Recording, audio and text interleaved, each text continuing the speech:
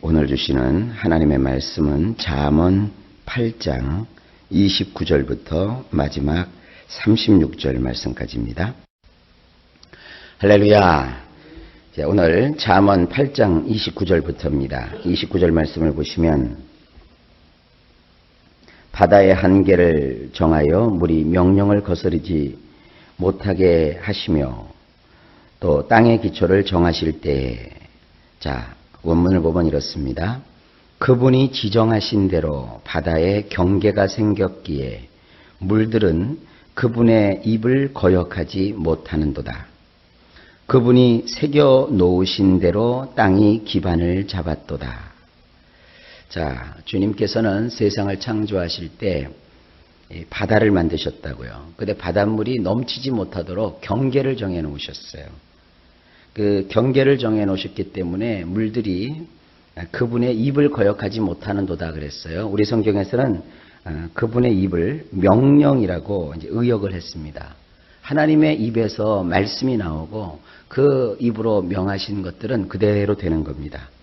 심지어 이 자연계도 하나님께서 바다야, 여기가 네 경계다. 여기를 넘지 말아라. 그러니까 그 바닷물이 그 경계를 넘지 않았다. 그런 표현이죠. 그 다음에 이 땅도 그 나름대로 기반이 다 달라요. 여러분 혹시 농사를 져보셨으면 알겠지만 그 땅마다 지역마다 그 땅이 다 토질이 달라요. 그리고 또 우리나라 땅하고 외국에 가서 이렇게 땅을 만져보면 다 달라요. 그 왜 그러느냐?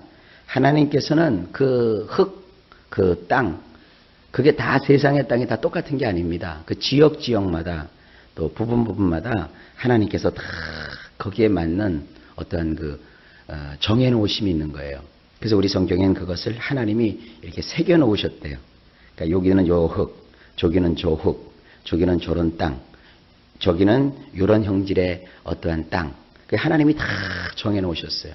그래서 땅마다 잘 되는 농작물이 다 달리 있다고요. 그래서 그렇게 해서 이 세상이 참 다양하고 조화롭게 유지될 수 있도록 우리 하나님께서 하셨다는 그런 뜻입니다. 참 놀랍죠? 이런 모든 창조의 역사도 하나님께서 지혜로 함께 하셨다는 거예요. 그러니까 하나님이 우리에게 주시는 이 지혜는 바로 그런 거예요. 그냥 내가 원하는 것만 갖는 그런 것이 아니라 그 지혜로 하나님이 우리에게 역사해 주시면 우리 인생 속에 골고루 해주시는 거예요. 만약에 전 세계의 땅이 다 똑같아서 쌀 농사만 짓는다 그러면 어떡합니까? 어떤 땅은 귀리 농사가 되고 어떤 땅은 메밀 농사가 되고 어떤 땅은 옥수수 농사가 되고 어떤 땅은 감자 농사가 되고 고구마 농사가 되고 조, 밀 각각 그 땅마다 되는 작물이 달라요. 그러니까 시장에 가보면 가지각색의 농산물이 있는 거 아닙니까? 오늘은 이 맛, 내일은 저 맛, 이 맛도 보고 저 맛도 보고 다양하지 않습니까? 과일은 또 어떻습니까? 땅마다 나오는 과일이 다 달라요. 하나님은 이렇게 다양하게 우리에게 풍성한 것을 주시려고 모든 것을 정해 놓으시는 하나님이십니다.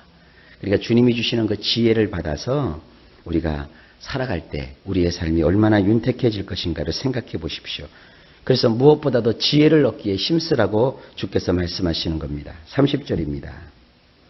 내가 그 곁에 있어서 창조자가 되어 날마다 그의 기뻐하신 바가 되었으며 항상 그 앞에서 즐거워하였으며. 원문을 보면 이렇습니다. 나는 그분 옆에서 숙련공이 되었도다. 나는 매일매일 즐거웠도다. 그분 얼굴 앞에서 나는 모든 순간이 유쾌하였도다. 우리 성경에는 이게 창조자라고 번역을 했는데 이게 원래 이제 숙련공. 이 숙련공이 뭡니까? 어떤 한 분야의 기술을 익혀서 아주 능수능란하게 그 기술을 발휘할 수 있는 자가 숙련공입니다. 그런데 여기 지혜가 말하는 거예요. 나는 세상을 창조하시는 하나님 옆에서 숙련공이 되었다. 여러분 지혜는 마치 숙련공과 같은 거예요. 그래서 우리 인생 속에 하나님 주시는 그 지혜가 임하게 되면 무슨 일이든지 아주 능수능란하게 잘 할 수 있어요. 그리고 이 창조할 때 이 지혜가 하나님 옆에 있어서 매일매일 즐거웠대요. 하나님이 하시는 그 일은 즐거운 거예요. 거기에 동참만 해도 기쁜 거예요. 저는요 지금도 하나님의 일을 한다고 하면서 이 기쁨을 가지지 못하는 사람들을 보면 그런 얘기를 해주고 싶어요. 자기 지혜로 하려고 하니까 그런 거예요. 자기 능력과 자기 지식으로 하려고 하니까 지치는 거예요. 그러나 주님이 날마다 공급해 주시는 그 지혜를 가지고 하나님의 일을 해보세요. 재밌어요. 즐거워요. 저 지금 학생 때 학생부 활동했던 기억이 납니다. 저희 직전 선배들까지는 학생회가 잘 안 됐어요. 모이는 숫자가 없었어요. 제가 이제 회장을 맡고 나서는 기쁘고 좋더라고요. 근데 항상 그 목사님께서 저에게 뭐든지 하나님의 일은 하나님께 기도해서 하나님이 주시는 지혜로 해야 된다는 거예요. 선배 그 학생의 무슨 간부들이 있는 것도 아니고, 그러니까 선배들이 뭐 이렇게 한 흔적이 없어요. 그러니까 우리가 다 만들어 가야 돼요. 그 뭐 학생 때 무슨 큰 신앙이 있겠어요? 제가 회장이니까 임원들을 이렇게 뽑아가지고 임원들을 소집해서 같이 이제 기도를 하면서 그때그때 주시는 아이디어대로 하나님이 주시는 그러한 그 지혜대로 학생회를 꾸려나갔는데 얼마나 재미있었는지 몰라요. 모이는 숫자도 많아지고요. 한 3개월 만에 학생들이 한 60명 정도 모이더라고요. 얼마나 좋은지 몰라요. 그리고 뭐 회지도 발간하고 또 뭐 무슨 아이들 무슨 발표회도 하고 친구들을 초청해서 뭐 별별 아이디어를 가지고 다 했어요. 그리고 얼마나 그 즐거운지 몰라요. 이 하나님의 일이 그렇습니다. 내 힘 갖고 하고 내 열심 갖고 하고 내 능력 갖고 하다 보면 지쳐요. 절대 하나님의 일은요, 나의 사람의 지식, 사람의 경험, 사람의 또 어떤 재능 혹은 사람이 가진 물질 이런 거 갖고 하는 거 아닙니다. 그런 것도 필요가 하지만 먼저 중요한 것은 하나님이 주시는 지혜로 하면 즐거움이 있어요. 같은 돈을 쓰더라도 여러분 보람 있게 쓸 수 있어야 되지 않겠습니까? 내가 하나님의 일을 하면서 내 돈을 쓰는데 이거 공돈 들어가는 것 같고 손해보는 것 같은 느낌이 들면 그거 하다 보면 지쳐요. 그러나 정말 이 돈 조금 들였는데도 이렇게 보람이 있다니 이거 참 즐거운 일이구나, 신나는 일이구나. 여러분 그렇게 하나님 주시는 그 지혜로 일을 해서 주님이 성경에 말씀하는 매일매일 즐거움, 또 매일 하는 모든 일들 가운데 순간순간마다의 유쾌함, 이것이 여러분들에게도 경험될 수 있기를 주의 이름으로 축복합니다. 31절을 봅니다. 사람이 거처할 땅에서 즐거워하며 인자들을 기뻐하였느니라. 이것도 원문을 보면 이렇습니다. 그분의 땅에서 사람이 살 거처에서 유쾌하였도다. 나의 즐거움들은 사람의 아들들이니라. 이 지혜가 말하는 거예요. 하나님께서는 이 땅을 지으셨기 때문에 이 땅의 소유주이십니다. 그런데 하나님께서는 이 세상에 사람이 살 공간을 이렇게 마련해 놓으셨어요. 지구 땅덩어리 전체가 인간에게 속해 있는 것 같지만 아닙니다. 하나님이 사람이 살 수 있도록 허락하신 부분들이 있어요. 그러니까 인간이 이것도 모르고 자연이 다 자기 건 줄 알고 자기들 마음대로 금 그어놓고 깃발 꽂아놓고 내 거다 내 거다 하지만 그게 아니에요. 이 세상에는 사람이 살 수 있는 공간을 주님께서 거처를 정해놓으셨어요.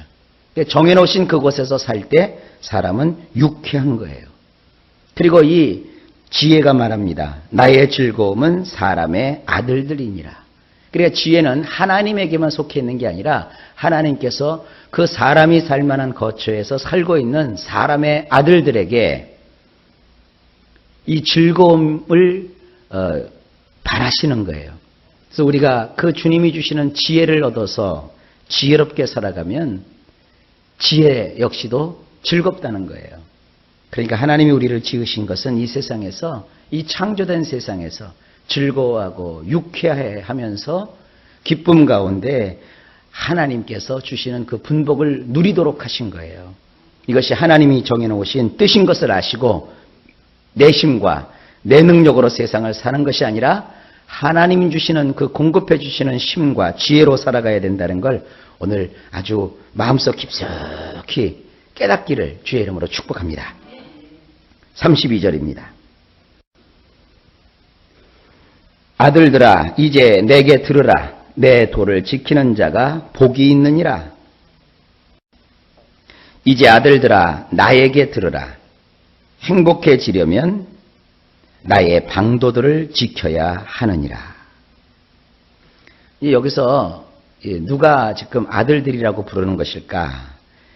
그냥 편의상 문맥의 흐름상 지혜가 지금 그렇게 우리를 아비가 되어서 부르고 있다고 생각을 하시고 이 본문을 보시면 더 좋습니다. 우리를 지혜가 아들로 삼아서 우리에게 말하는 겁니다. 나에게 들으라. 행복해지고 싶으냐? 너네들 방식대로 살지 말고 내 방식을 한번 따라보거라. 내 방식대로 한번 지키며 살아보거라. 그렇게 말합니다. 33절입니다. 훈계를 들어서 지혜를 얻어라. 그것을 버리지 말라. 자, 원문은 이렇습니다. 훈계를 들으라. 훈계. 훈계가 뭡니까? 교훈, 때로는 책망, 또 훈련. 하나님 말씀을 우리가 듣고 훈련을 받고 또 그 말씀대로 책망을 받고 또 바로 우리의 인생을 교정하고 이게 훈계예요. 이런 훈계를 들으라. 그래서 지혜로워지거라. 그러니까 지혜라고 하는 것은 그냥 가만히 있을 때 누가 선물로 갖다 주듯이 받아라 지혜다 그게 아니라 삶 속에서 훈계를 받는 거예요. 경험도 하고 느끼기도 하고 깨닫기도 하고 때로 책망도 받고 이러면서 우리가 훈계를 받게 되면 결국 우리에게는 지혜가 와요. 그러면서 그것을 놓치지 말아야 하느니라. 절대로 그걸 놓치지 말아야 된다고 말씀하고 계십니다. 34절입니다. 누구든지 내게 들으며 날마다 내 문 곁에서 기다리며 문설주 옆에서 기다리는 자는 복이 있나니. 원문은 이렇습니다. 행복한 사람은 나에게 듣는 자이며 매일매일 나의 문들을 살피는 자이며 내가 들어가는 문들의 기둥들에서 지키고 있는 자이니라. 이게 뭡니까? 지혜를 쫓아다니는 거예요. 그래서 그 지혜의 말을 날마다 듣는 거예요. 여러분도 오늘 나와서 지금 지혜의 말씀을 듣고 있지 않습니까? 하나님의 말씀을 이게 듣는 거예요. 매일매일. 그리고 그 지혜가 드나드는 그 문들을 살피는 거예요. 아, 지혜가 동문으로 갔는지 서문으로 갔는지 남문으로 갔는지 쪽문으로 들어갔는지 큰 문으로 갔는지 그걸 살피라는 거예요. 훌륭한 학생은 뭐냐면 선생님 말씀을 잘 들어요. 제가 초등학교 1학년 때 학교를 딱 들어갔더니 선생님이 이런 말씀을 하시더라고요. 주목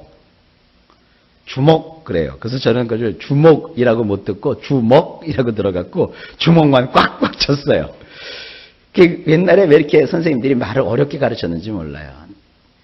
그래서 나중에 보니까 이 주먹이라는 말이 주먹을 주라는 얘기가 아니라 주목하라는 거예요. 그러니까 시선을 선생님에게 고정하라는 거죠. 그래서 제가 공부하는 비법을 터득을 했어요. 선생님이 어디로 가는지를 그걸 봐야 공부를 잘하는 거예요. 공부를 잘 못하는 아이들은 선생님 말에 귀담아 듣지 않아요. 뭐 요즘 중고등학생들 학원들 많이 다니죠. 학교 가서는 졸고 자다가 학원에 가서 선생님한테 배워갖고 온대요. 그럼 성적이 좋을 것 같죠? 아니요. 그런 친구들 보면 성적 별로 안 좋아요. 어쨌든 학원에서 공부 잘하는 건 소용없어요. 선생님들이 공적으로 내는 그 시험 문제에서 성적을 높이 받아야 성적표에 올라가고 그것 갖고 좋은 학교 가는 거예요. 그래서 학원에 가서 공부하는 것도 좋지만 먼저 선생님들이 찝어주고 선생님들이 가르치는 것에 귀 기울여 들어서 이런 면에서 시험을 준비해야 되는구나.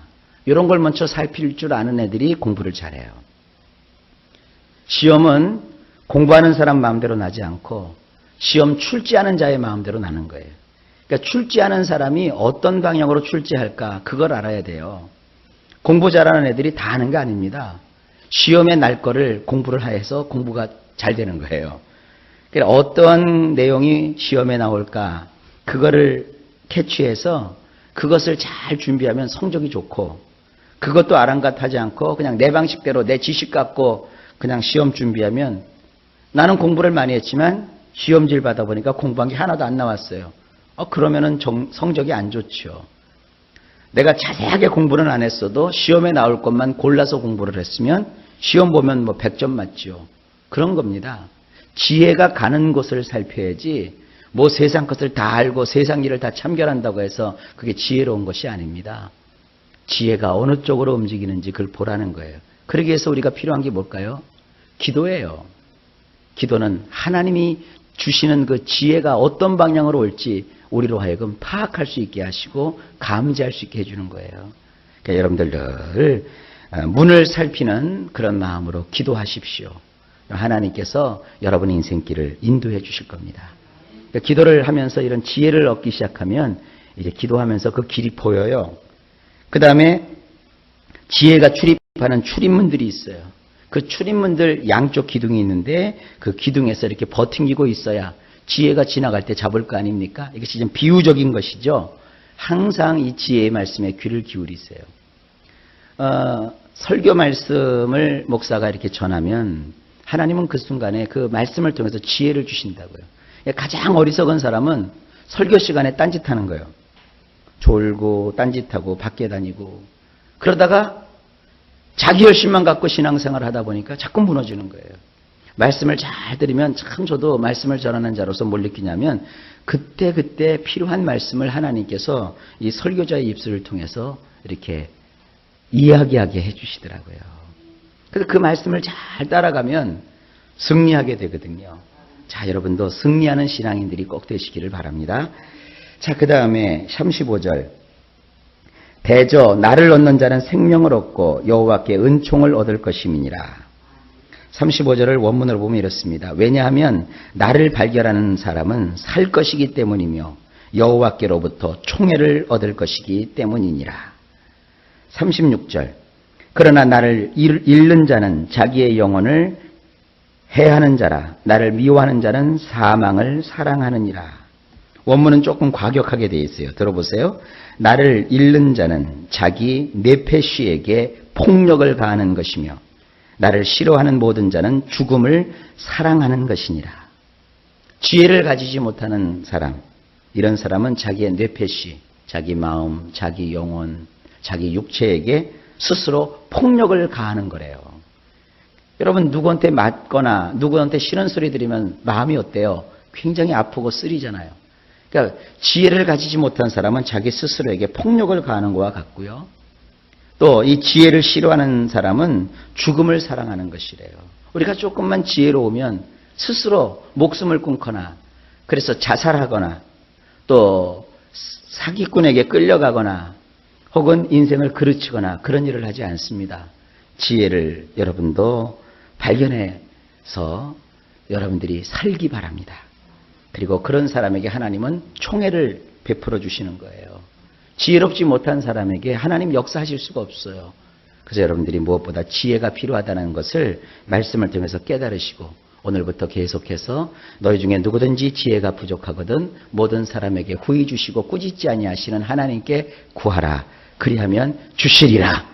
이 지혜를 우리도 간구해서 다 받으십시다. 오늘도 축복되고 복된 하루가 되시기를 예수님의 이름으로 간절히 축원합니다.